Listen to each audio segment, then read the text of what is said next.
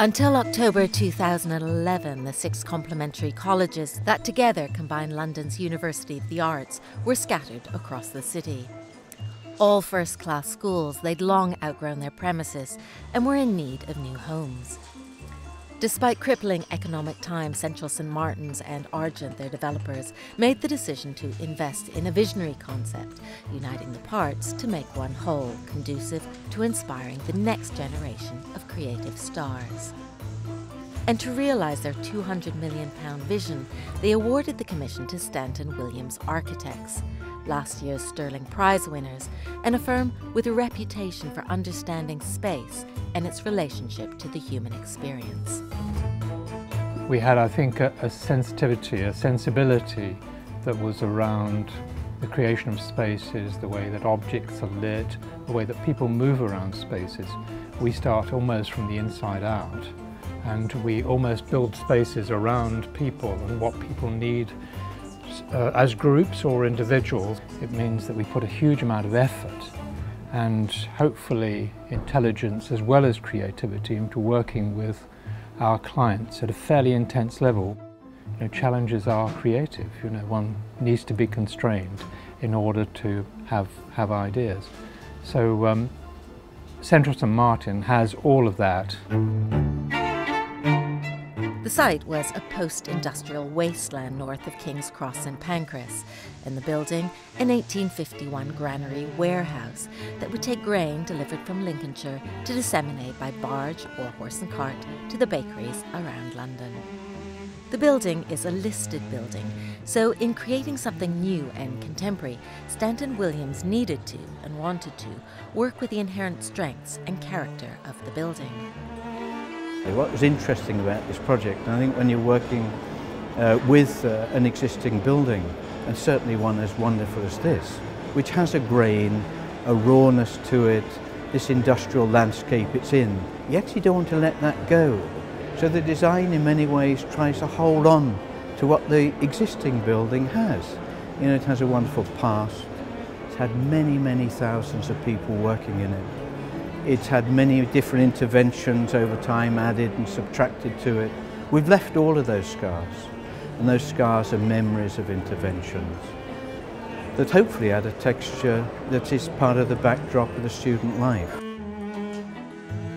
The brief in many ways was that Central St Martin's morph, they change from year to year, and whatever the building is delivering on day one, it might have to deliver something else on day 2. They don't know. So in a way we're sort of stargazing as to where an art college might or might not be in 5 to 10 years.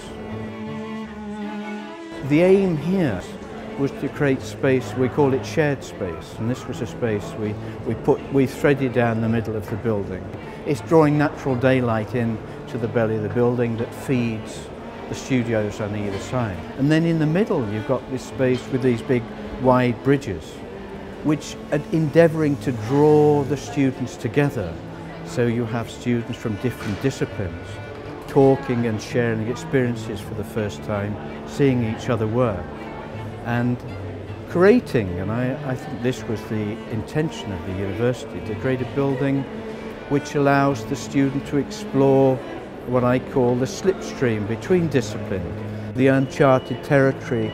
What happens if you put a drama student with a fashion student or a graphics with a pottery student? What goes on? What can come out of that? And that's incredibly exciting. Stanton Williams wanted to balance their blank canvas concept with a space that had soul enough to encourage creativity and quietly inspire. You can read their intentions in the new materials they chose to work with and in the old materials they chose to keep. We actually found some charred little timber blocks that were clearly laid in part of the architectural composition to actually quieten down the noise of the carts and the metal wheels on the site. And so we picked up on that as a reference, and that actually is the carpet that lines the street itself. This is a story of transformation and metamorphosis, both in terms of this once industrial Victorian building, and through its new purpose, the students studying within it. Once upon a time there's all this grain coming in from north of England, all these many grains that would then be distributed around London. We now have these students in the same way, these amazingly creative people disseminating intellectual ideas around the world. The building's doing exactly the same thing. Since its inauguration, this new campus for the arts has won 13 awards and commendations, including the 2012 World Architecture Festival Award for the world's best higher education and research building. Now, educators and architects from around the world make pilgrimages here to take inspiration from a building that, in a political and economic climate far from favourable, has become a class act in its own right, thanks in no small part to the steadfast commitment of its backers. They were the first on the block. The regeneration hadn't started. They planted the first seed of the regeneration here. They were taking on a footprint which is 180 metres long by 200 metres wide, unparalleled in the centre of London, next to Eurostar, you know, at the epicentre almost, you're saying, closer to Paris than to Edinburgh.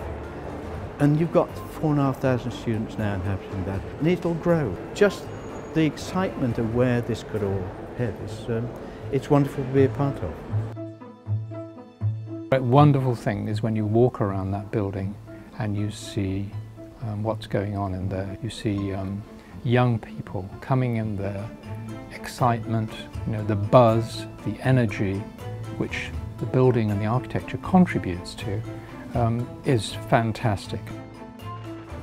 And I think to have that in the centre of London, which is very much a centre of creativity, and that kind of investment is fantastic. In London, for Monocle, I'm Gillian Tobias.